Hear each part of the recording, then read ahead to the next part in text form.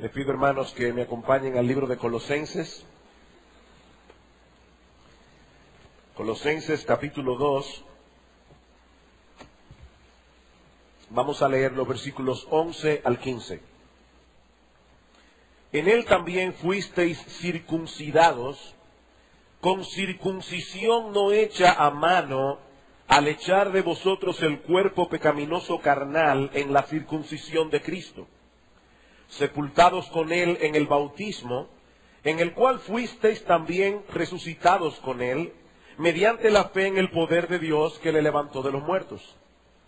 Y a vosotros, estando muertos en pecado y en la incircuncisión de vuestra carne, os dio vida juntamente con él, perdonándoos todos los pecados, anulando el acta de los decretos que había contra nosotros, que nos era contraria, quitándola de en medio y clavándola en la cruz, y despojando a los principados y a las potestades, los exhibió públicamente, triunfando sobre ellos en la cruz.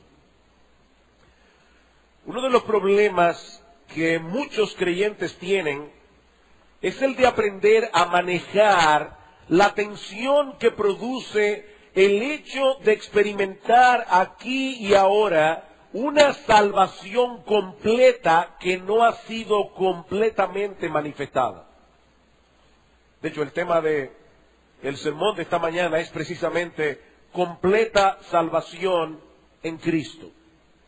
Nosotros hemos experimentado una salvación completa, pero que no ha sido completamente manifestada. Permítanme explicar a qué yo me refiero. Por un lado, la Biblia enseña que los creyentes ya disfrutamos de completa salvación en Cristo por medio de la fe en su obra perfecta de redención en la cruz del Calvario. Pero por el otro lado, nosotros estamos a la espera del pleno disfrute de esa salvación cuando estemos en la presencia del Señor en cuerpos glorificados. En ese momento habremos sido plenamente librados no solamente del dominio del pecado, sino también de la presencia del pecado en nuestras vidas, con todas las consecuencias que el pecado produce en nosotros. Vamos a ver esto desde otra perspectiva. Pablo dice en Colosenses capítulo 1, versículo 13, que nosotros hemos sido librados de la potestad de las tinieblas y hemos sido trasladados al reino del amado Hijo de Dios. Eso es algo que ya sucedió. Pero todavía estamos en el campo de batalla luchando contra un enemigo que nos ataca desde dentro y desde afuera. Nosotros no hemos llegado aún al lugar de nuestro reposo. El problema es que no todos los que profesan ser creyentes saben cómo mantener el balance entre estos dos aspectos de la realidad. Algunos parecen estar disfrutando del cielo antes de tiempo. Viven con un aire de triunfalismo, como si la guerra ya se hubiera terminado. Mientras que otros, muchos otros, tienen el problema a la inversa. Estos viven sus vidas cristianas como soldados que han sido enviados a la batalla muy mal equipados y con un armamento sumamente deficiente. Si aquellos tienen un aire de triunfalismo, estos parecen haber perdido la guerra hace rato. Ahora imagínense lo que ocurre cuando los del segundo grupo, vamos a llamarles los derrotistas, se topan con los del primer grupo, los triunfalistas. Muy probablemente van a llegar a la conclusión de que se están perdiendo de algo.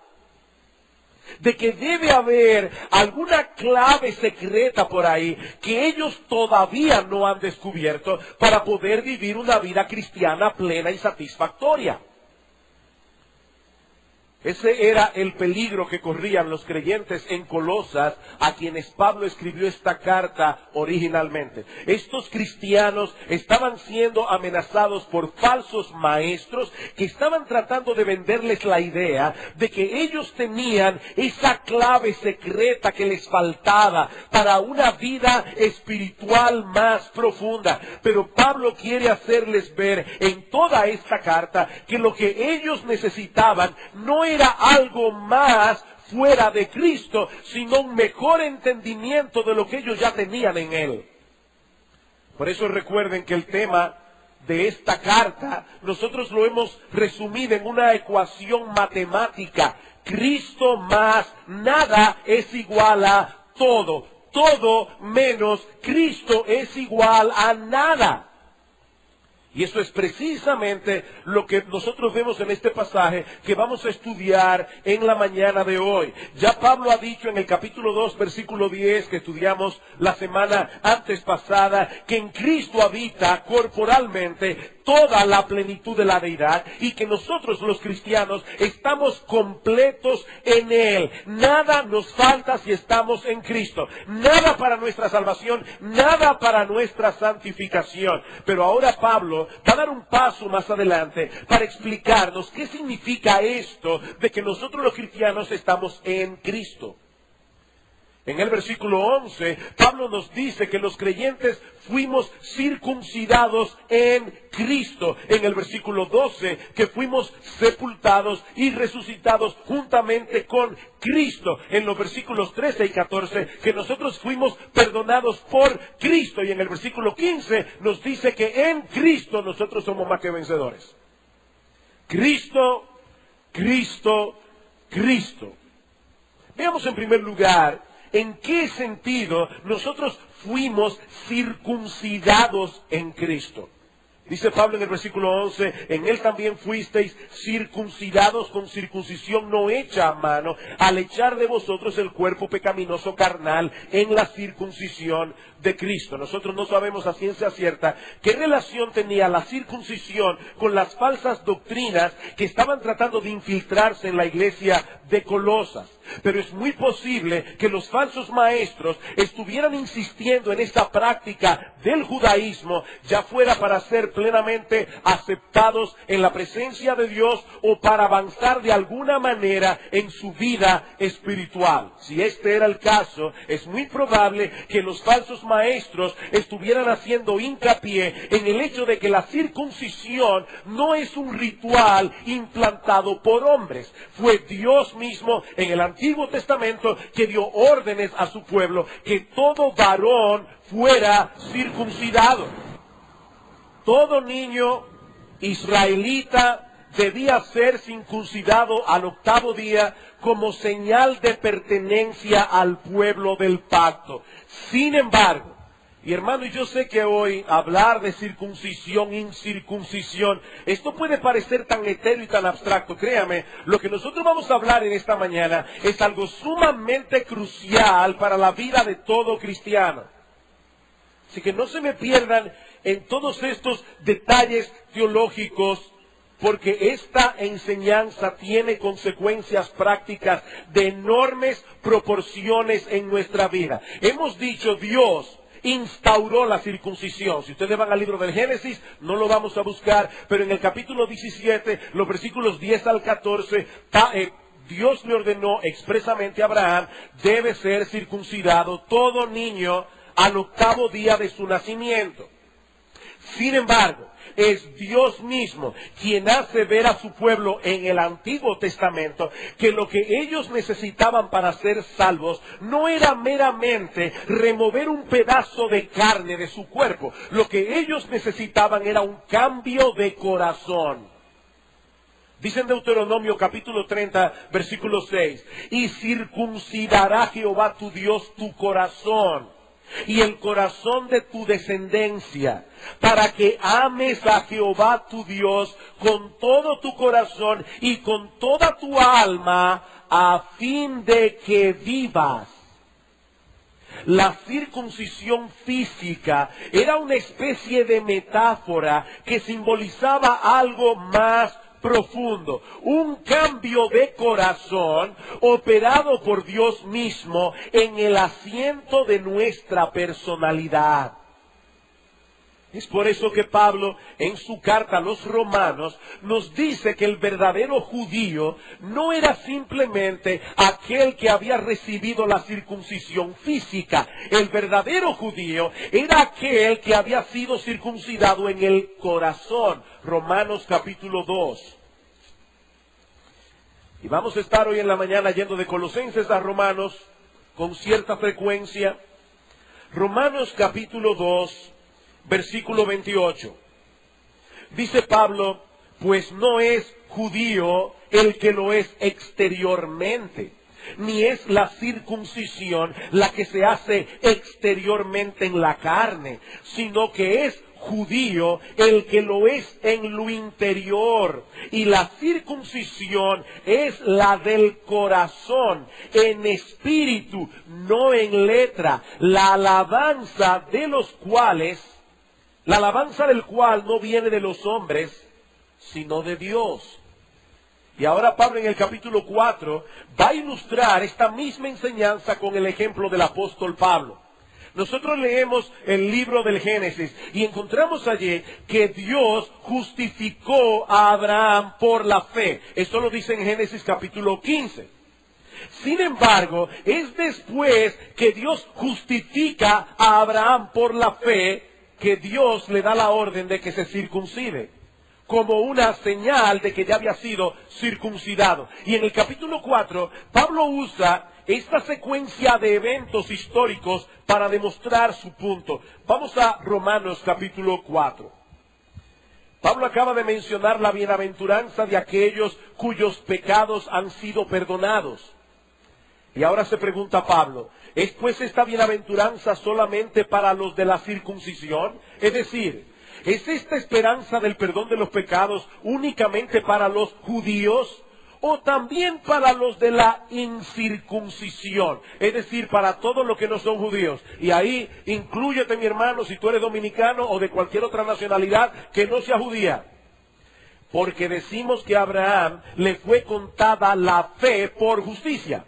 Y ahora se pregunta Pablo, ¿cómo pues le fue contada? ¿Estando en la circuncisión o en la incircuncisión? Dice Pablo, no en la circuncisión, sino en la incircuncisión. O sea, Abraham no estaba circuncidado cuando Dios lo justificó por la fe. La circuncisión vino después. Sigue diciendo, versículo 11, y recibió la circuncisión como señal, como sello de la justicia de la fe que tuvo estando aún incircunciso, para ser padre de todos los creyentes no circuncidados, a fin de que también a ellos la fe les sea contada por justicia. Y padre de la circuncisión, para los que no solamente son de la circuncisión, sino que también siguen las pisadas de la fe que tuvo nuestro padre Abraham antes de ser circuncidado. Abraham fue salvo por la fe cuando todavía era incircunciso. La circuncisión vino después como una señal de que Abraham ya había sido justificado. La pregunta que debemos hacernos ahora es, ¿y qué de nosotros los cristianos? Nosotros, al igual que Abraham, fuimos justificados por la fe. ¿Debemos ahora circuncidarnos como una señal, al igual que Abraham, de que ya nosotros fuimos circuncidados? Bueno, Pablo, en Colosenses capítulo 2, versículo 11, responde, por supuesto que no.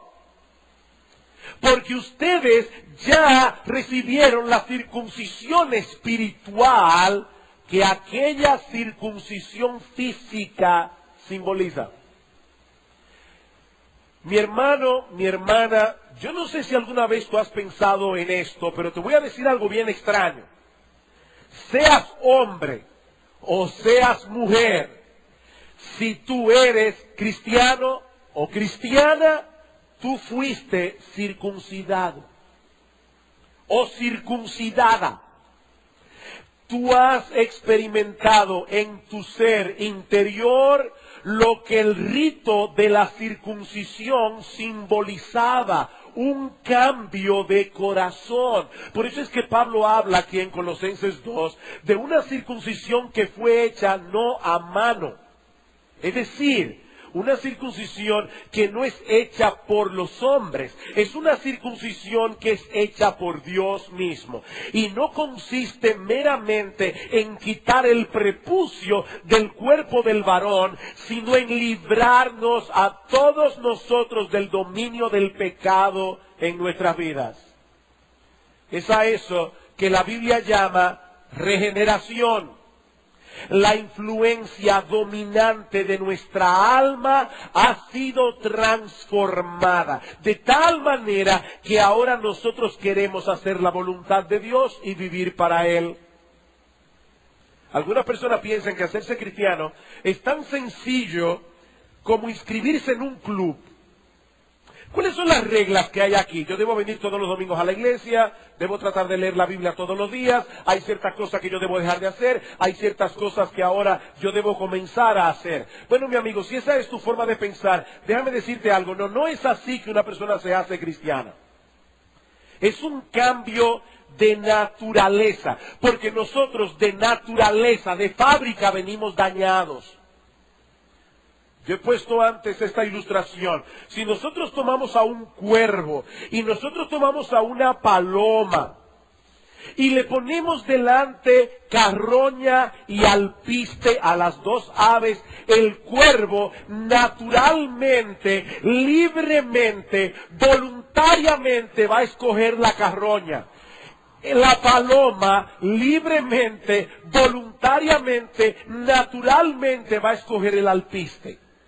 Para que el cuervo escoja el alpiste, nosotros tenemos que palomizarlo. Tenemos que cambiarle su naturaleza de cuervo. Bueno, eso es exactamente lo que Dios hace en el creyente. Es una circuncisión del corazón que cambia nuestra naturaleza pecaminosa y la torna en obediente. Por supuesto, eso no quiere decir que los cristianos ya no tenemos más problemas con el pecado, porque hasta que lleguemos al cielo, el pecado todavía mora en nosotros, pero el pecado ya no nos domina. Su poder sobre nosotros ha sido quebrantado, para que no siga haciendo estragos en nuestras vidas.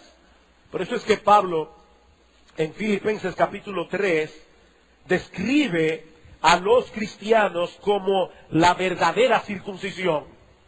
Dice Pablo en Filipenses 3:3, porque nosotros somos la circuncisión, los que en espíritu servimos a Dios y nos gloriamos en Cristo Jesús, no teniendo confianza en la carne. Mi amigo, déjame hacerte una pregunta en esta mañana. A la luz de lo que nosotros hemos visto hasta ahora en este estudio de Colosenses, ¿tú te defines a ti mismo como cristiano? Tú eres cristiano. ¿Se puede decir de ti que tú has sido circuncidado en el corazón? Y alguien puede estar preguntando, pastor, ¿y cómo yo sé eso? Bueno, según el texto de Deuteronomio y según este texto de Filipenses que acabamos de leer, los que han sido circuncidados en el corazón aman a Dios.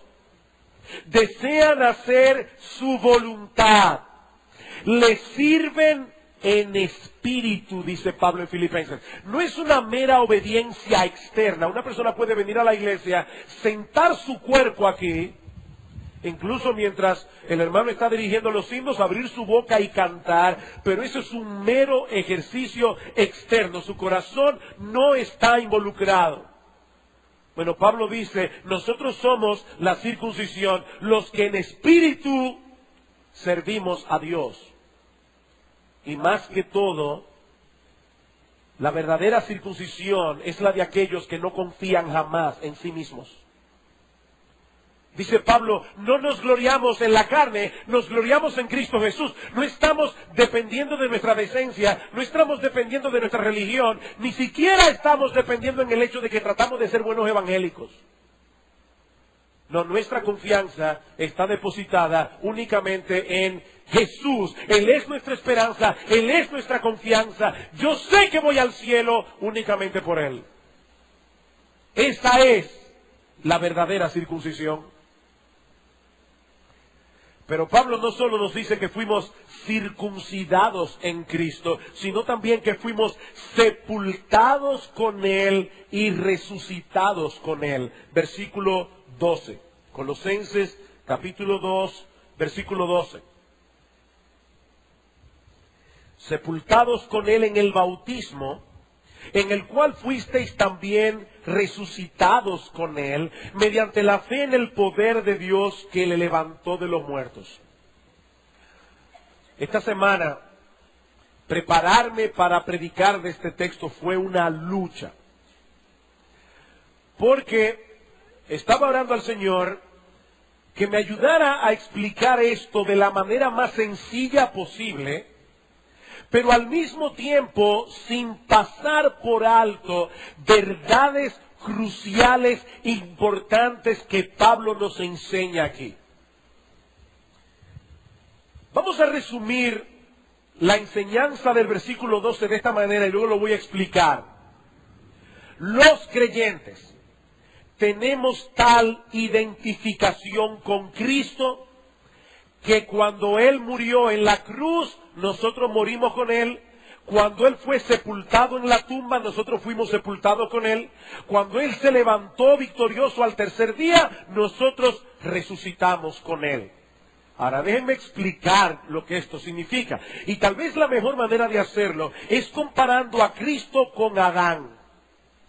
Cristo y Adán. El primer hombre de la historia se llamó Adán. Sí, estás en lo correcto. Yo no creo en la evolución. Yo creo en Adán y Eva. Yo creo en lo que dice en Génesis capítulo 1, 2 y 3. Lo creo, así mismo como está ahí. El primer hombre de la historia se llamó Adán.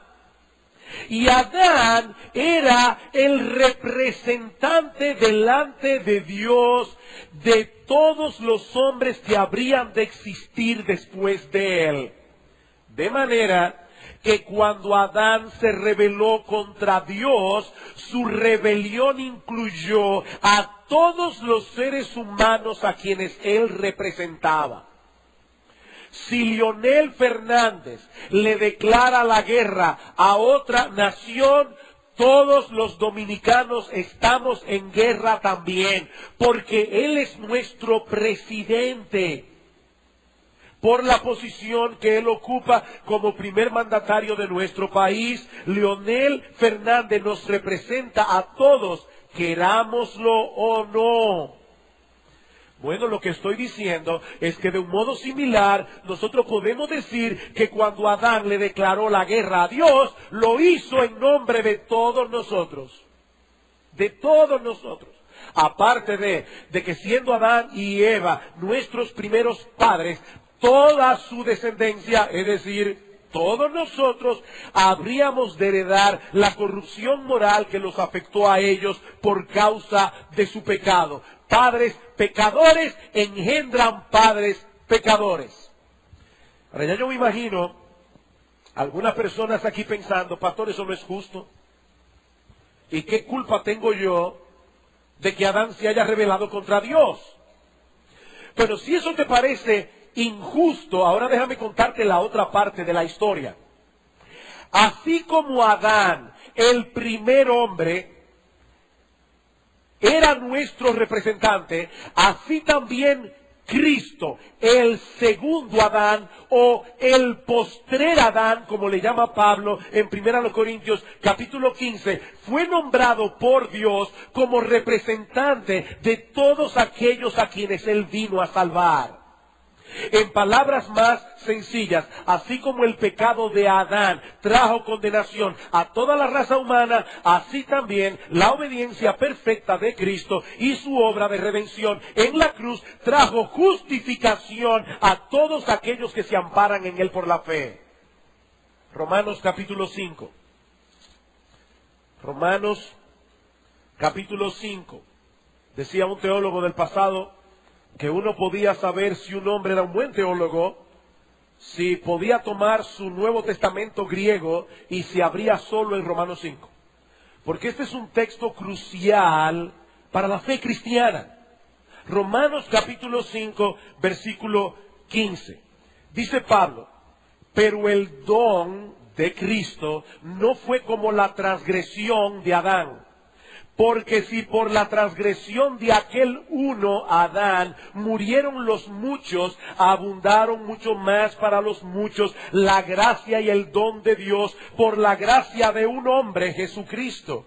Y con el don no sucede como el caso de aquel uno que pecó, Adán, porque ciertamente el juicio vino a causa de un solo pecado para condenación, pero el don vino a causa de muchas transgresiones para justificación.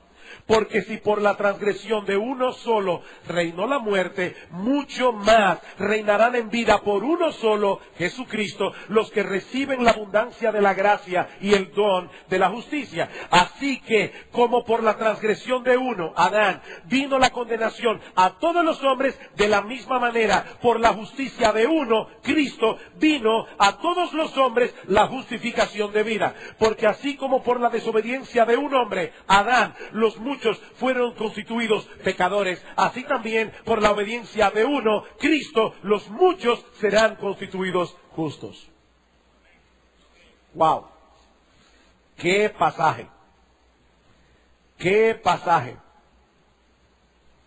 Cristo murió en la cruz, fue sepultado, resucitó al tercer día como representante de todos aquellos a quienes Él vino a salvar. Cuando Él murió, nosotros morimos con Él. Cuando Él fue sepultado, nosotros fuimos sepultados con Él. Cuando Él resucitó, nosotros resucitamos con Él. Y eso es precisamente lo que el bautismo cristiano simboliza. Por eso es que Pablo dice en Colosenses, sepultados con Él en el bautismo. ¿Por qué nosotros no bautizamos niños? Porque nosotros creemos que el bautismo es para creyentes adultos. ¿Y por qué no los bautizamos por aspersión, sino que los enterramos en el agua? Porque ese es el simbolismo del bautismo. Nosotros fuimos sepultados con Cristo, nosotros hemos resucitado con Él. Vamos a Romanos otra vez. Ahora al capítulo 6. Romanos capítulo 6. Y hermanos, yo espero, le oro al Señor, que a medida que vamos leyendo esto, nosotros podamos reaccionar emocionalmente, el tema que vamos a ver este próximo fin de semana, a lo que estamos leyendo aquí. Porque si tú eres creyente, lo que estamos leyendo aquí tiene que ver contigo. Dice Romanos 6, ¿qué pues diremos? Ya que fue por el pecado de Adán que vino tanta gracia, pues entonces vamos a pecar para que venga más gracia. Pablo pregunta, ¿qué pues diremos? ¿Perseveraremos en el pecado para que la gracia abunde? En ninguna manera, porque los que hemos muerto al pecado, ¿cómo viviremos aún en él? ¿O no sabéis que todos los que hemos sido bautizados en Cristo Jesús, hemos sido bautizados en su muerte? Porque somos sepultados juntamente con Él para muerte por el bautismo, a fin de que como Cristo resucitó de los muertos por la gloria del Padre, así también nosotros andemos en vida nueva. Bueno, si esto no te emocionó, ahora déjame explicártelo. Mis hermanos, ¿qué sucede con un individuo que es llevado a la silla eléctrica por haber cometido crímenes horribles. Bueno, que tan pronto ese hombre muere, ya purgó su condena con la justicia humana. Ese cadáver ya no tiene cuentas pendientes con la sociedad que lo condenó. Él pagó su culpa, humanamente hablando, porque ahora falta el juicio de Dios. Pero humanamente hablando, ese individuo pagó su condena. Bueno, hermanos, de la misma manera, todos los que hemos creído en Cristo, hemos muerto juntamente con Él. Estamos identificados con Cristo de tal manera que ese pecador que tú eras, ese pecador que yo era cuando no era cristiano, a los ojos de Dios ya está muerto y enterrado. Muertecito y enterrado. Mis hermanos, nuestra acta de defunción como pecadores fue expedida en el mismo momento en que nuestro representante estaba muriendo en nuestro lugar en la cruz del Calvario. Y esa acta de defunción entró en vigencia en el mismo instante en que nosotros depositamos nuestra fe en Cristo para el perdón de nuestros pecados. Ya en el cielo hay un acta de defunción. Sugel Michelén, el pecador, aquel que aborrecía a Dios, aquel que no se sometía a su ley, aquel que quería vivir como le diera la gana, ese Sugel se murió en Cristo.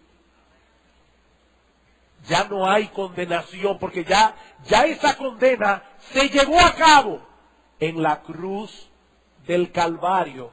Jesucristo murió como mi representante, como tu representante si tú eres creyente. Ahora, ¿saben qué? Eso es solamente una parte de la historia. Muy emocionante, pero es una parte de la historia todavía. El Señor no solo murió en la cruz, el Señor también resucitó. Y ahora cada uno de los creyentes participa de esa resurrección, porque Él resucitó como nuestro representante. ¿Y en qué sentido nosotros participamos de esa resurrección? En dos sentidos. En primer lugar, la resurrección de Cristo asegura la nuestra. Él resucitó, nosotros también resucitaremos. Dice el Señor en Juan 14:19, porque yo vivo, vosotros también viviréis. Pero por el otro lado, su resurrección también nos asegura aquí y ahora el disfrute de una nueva vida espiritual. Recuerden que el Sugel pecador se murió. Ahora con Cristo resucitó uno nuevo. ¿Qué dice Pablo en 2 Corintios capítulo 5 versículo 17? De modo que si alguno está en Cristo, nueva criatura es. Las cosas viejas pasaron. He aquí todas son hechas nuevas. Ese nuevo Sugel puede obedecer a Dios. Ese nuevo Sugel ama a Dios. Ese nuevo Sugel tiene una lucha con el pecado, porque el pecado todavía mora en nosotros. Pero hay el principio de una nueva vida espiritual. Por eso es que Pablo, en Colosenses, no se me vayan de Romanos 6, pero en Colosenses Pablo dice, sepultados con él en el bautismo, en el cual fuisteis también resucitados con él. Eso es algo que ya pasó. Mediante la fe en el poder de Dios que le levantó de los muertos. Y a vosotros, estando muertos en pecados y en la incircuncisión de vuestra carne, os dio vida juntamente con Él. Romanos 6, versículo 5.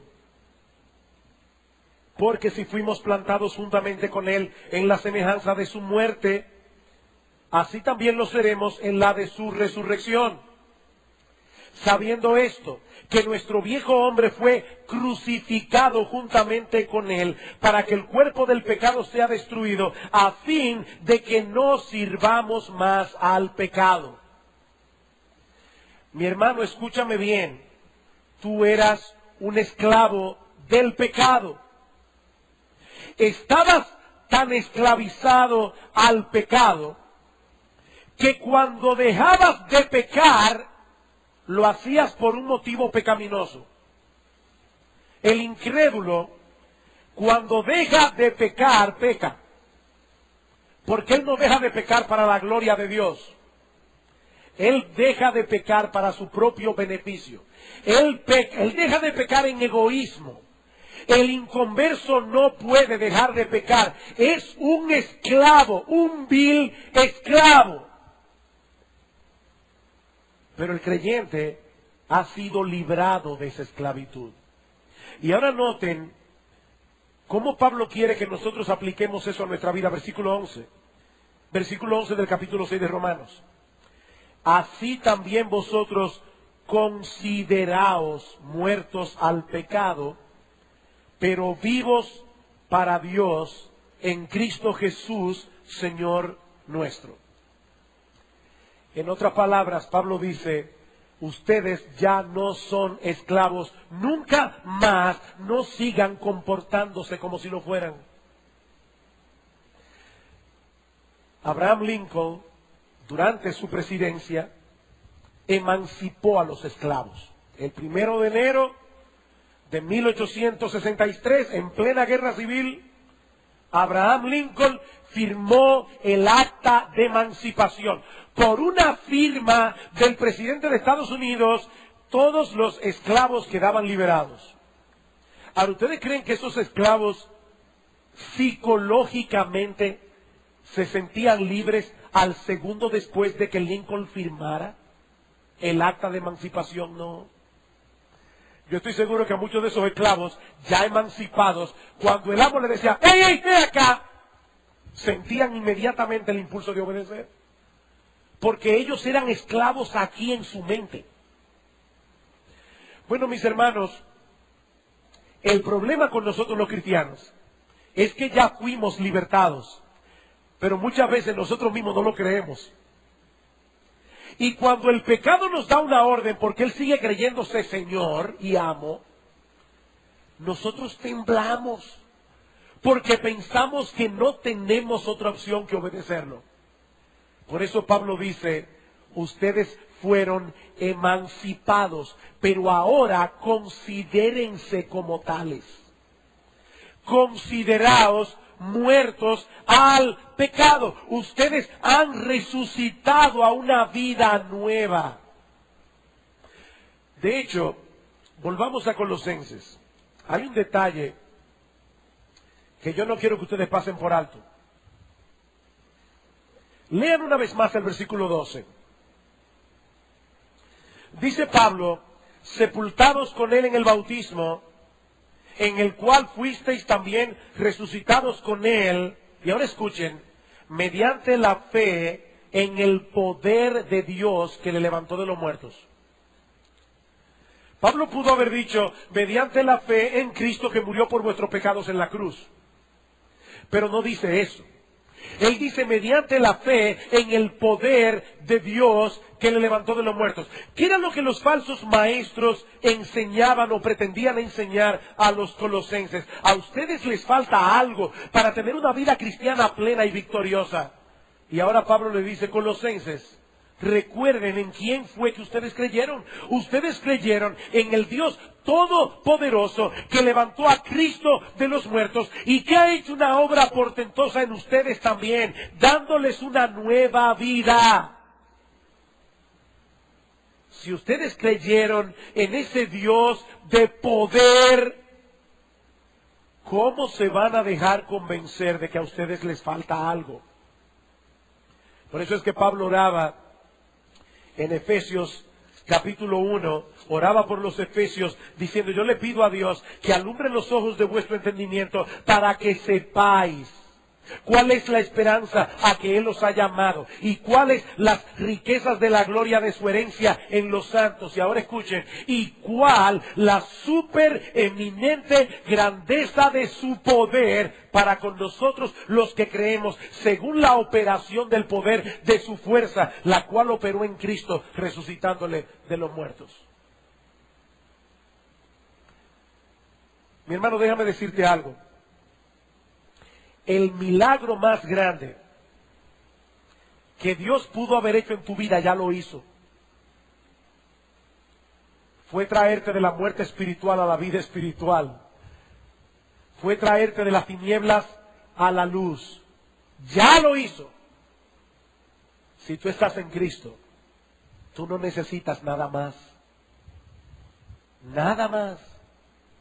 Pero no solamente fuimos circuncidados, no solamente fuimos sepultados y resucitados, Pablo dice también fuimos completamente perdonados, versículo 13.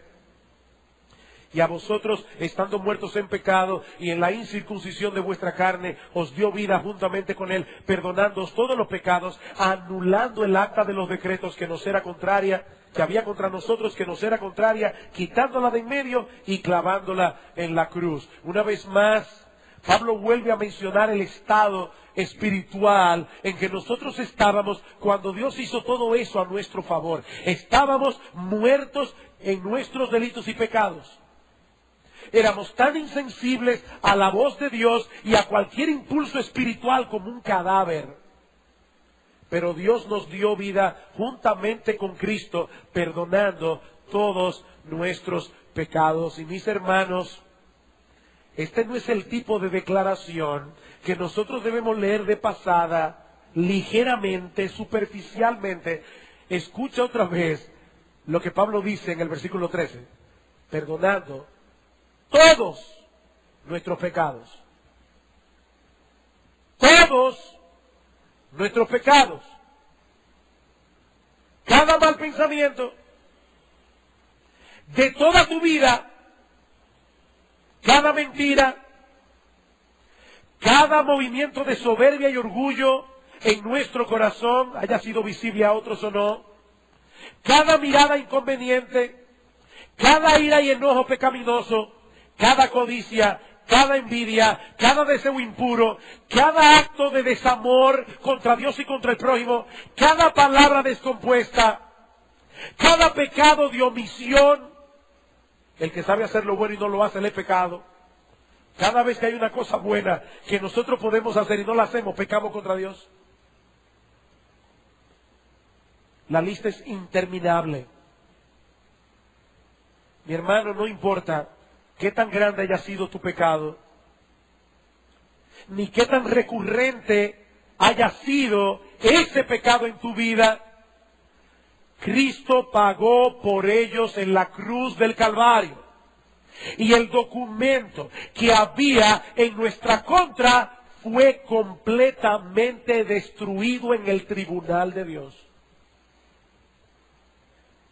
anulando el acta de los decretos que había contra nosotros. Esa frase, el acta de los decretos, para ponérselo en un lenguaje dominicano que todos podamos entender, significa sencillamente un certificado de deuda, un pagaré. ¿Qué es un pagaré?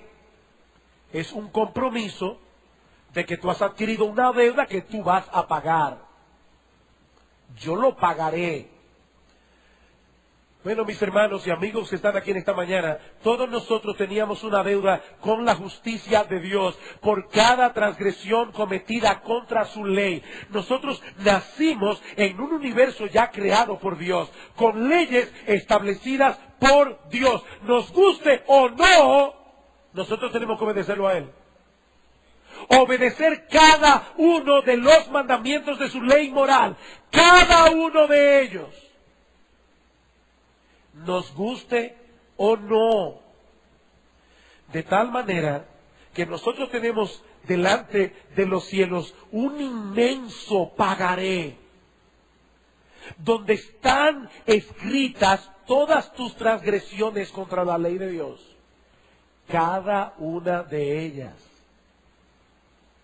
Ese certificado está allí, acusándonos y anunciándonos que algún día nosotros nos pararemos en el tribunal de Dios y seremos condenados justamente a una condena eterna en el infierno por los siglos de los siglos. Lo que Pablo está diciendo aquí es que ese pagaré, en el caso de los cristianos, fue quitado del medio. Y me fascina porque la palabra griega que Pablo usa allí significa literalmente borrar frotando, como se borra un pizarrón. En los días de Pablo.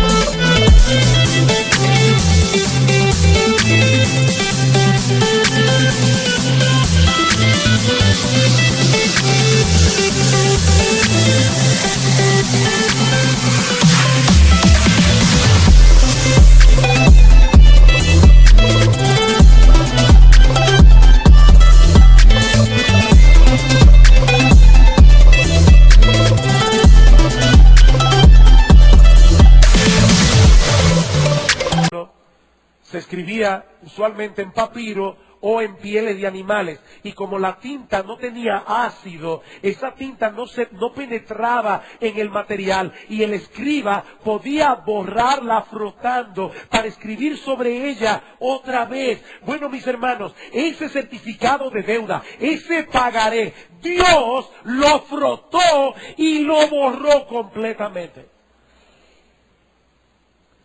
Dice en Isaías: yo soy el que borro tus rebeliones por amor de mí mismo, y no me acordaré de tus pecados. Ahora déjenme aclararle, eso no significa que Dios ha decidido hacerse de la vista gorda con respecto a nuestras transgresiones. ¿Qué dice el texto?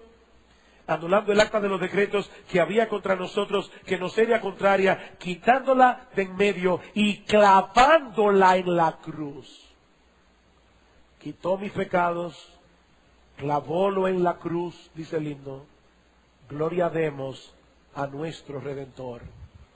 Lo clavó en la cruz. Dios pudo borrar ese pagaré porque alguien ya pagó. Alguien ya pagó. Me fascina como lo dice Martín Lutero. Hablándole a Cristo, dice Lutero: yo soy tu pecado y tu maldición. Yo soy tu muerte, tu ira de Dios, tu infierno. Y por el contrario, tú eres mi justicia, mi bendición, mi vida, mi gracia de Dios y mi cielo. Cristo es nuestro todo. Nuestro todo. Mi amigo, ese es el centro del Evangelio. Ese es el centro del Evangelio, que lo que nosotros no podíamos pagar por nuestros pecados, Cristo ya lo pagó completamente, muriendo en lugar de pecadores, para que todo aquel que en Él cree no se pierda, mas tenga vida eterna. Mi amigo, la salvación es gratis. Gratis, no barata. Yo no dije barata, dije gratis. Y es gratis porque alguien ya pagó por ella. Nuestro bendito Señor y Salvador Jesucristo. Pero todavía hay algo más, y esto lo voy a ver mucho más brevemente. Fuimos circuncidados, fuimos sepultados y resucitados, fuimos completamente perdonados, pero ahora Pablo dice en cuarto y último lugar que en Cristo nuestra victoria está asegurada. Versículo 15. Y despojando a los principados y a las potestades, los exhibió públicamente, triunfando sobre ellos en la cruz. ¿Quiénes son estos principados y potestades? Satanás y su huestes demoníaca que se opone a Dios y a su pueblo. Dice Pablo en Efesios 6:12, no tenemos lucha contra sangre y carne, sino contra principados, contra potestades, contra huestes de maldad en las regiones celestes. Sí, yo sé que algunas personas piensan que Satanás es un ser mitológico, que los demonios son mitológicos. Lamentablemente hay otros que viven aterrados por la existencia de Satanás y los demonios. Pero mis hermanos, ninguno de estos extremos es correcto. Satanás existe, existen los demonios, Y por lo que el Nuevo Testamento enseña al respecto, ningún creyente en su sano juicio debe tomarlos a la ligera. Mis hermanos, nosotros estamos inmersos en una guerra espiritual de enormes proporciones. Una guerra que debemos pelear amparados únicamente en el poder de Dios. Por lo demás, hermanos míos, fortaleceos en el Señor y en el poder de su fuerza, vestíos de toda la armadura de Dios, para que podáis estar firmes contra las acechanzas del diablo. Sin embargo, lo que Pablo está diciendo en Colosenses 2:15 es que Satanás ya sufrió una derrota humillante y definitiva.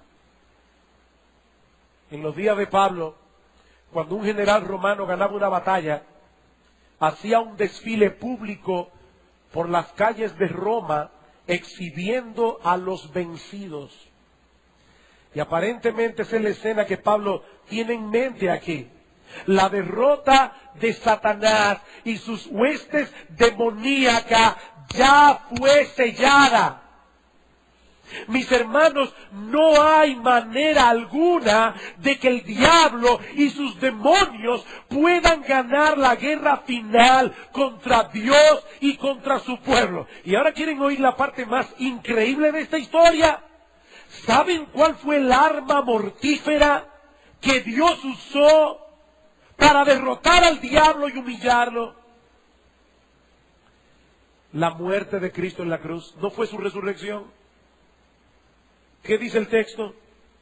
Despojando a los principados y a las potestades, los exhibió públicamente, triunfando sobre ellos en la cruz.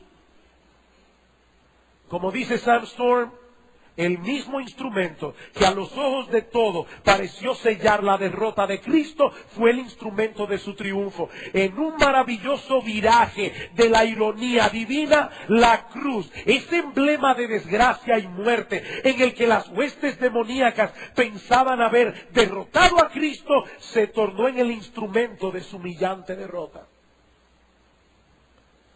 O como dice otro, el patíbulo del condenado se convirtió en el carro del vencedor. Cristo ya venció en la cruz del Calvario y los creyentes ya vencimos con Él. Ya vencimos con Él. Sí debemos seguir peleando la batalla. No debemos tomar al diablo a la ligera, pero hermanos, debemos pelear con la conciencia de que nosotros estamos del lado del vencedor.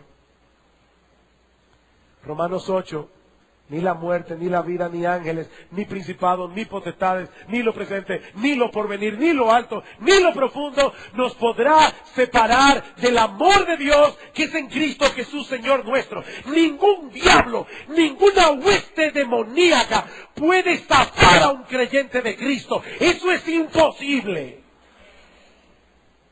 Nosotros somos más que vencedores por medio de aquel que nos amó. Queridos hermanos, nosotros disfrutamos de una salvación completa que no ha sido completamente manifestada. No necesitamos absolutamente nada más fuera de Cristo, ni para nuestra salvación, ni para nuestra justificación. Hay una historia muy conocida del famoso millonario William Hearst, y con esa historia concluyo el sermón de hoy. Hearst era conocido por ser un coleccionista compulsivo de arte. Y en cierta ocasión, él leyó acerca de una pieza de arte extremadamente valiosa. Así que le pidió a su agente que moviera mar y tierra para conseguir la pieza y que la comprara a cualquier precio. Luego de una ardua, intensa e infructuosa labor, una búsqueda que duró varios meses, el agente descubrió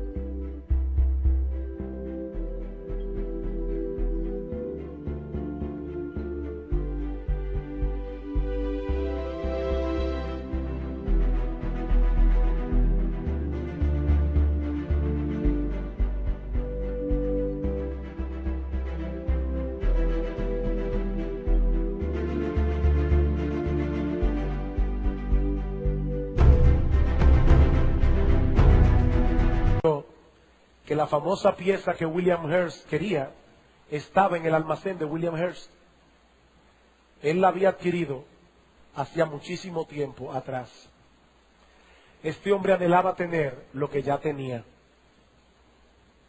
Mi hermano, mi hermana, no te afanes buscando nada más fuera de Cristo para tener una vida plena. Si tú eres cristiano, tú no necesitas nada más. En Él descansa tu salvación, tu santificación, tu identificación, tu contentamiento, tu seguridad en esta vida presente y la venidera, tu completa satisfacción en Él, solo en Él. Lo que necesitas, mi hermano, mi hermana, no es algo más fuera de Cristo, es un mejor entendimiento de lo que ya tú tienes en Él.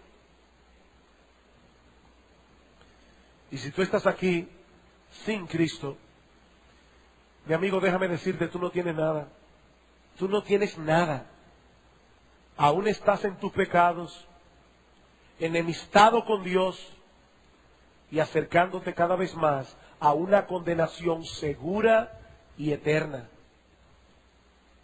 Pero ese Cristo del que hemos hablado hoy aquí sigue ofreciendo completa salvación a todos aquellos que vienen a Él en arrepentimiento y fe, confiando únicamente en Él para el perdón de tus pecados, para obtener el don de la vida eterna. Mi amigo, dice la Biblia que en ningún otro hay salvación, porque no hay otro nombre bajo el cielo dado a los hombres en el cual podamos ser salvos, excepto en el nombre de Cristo.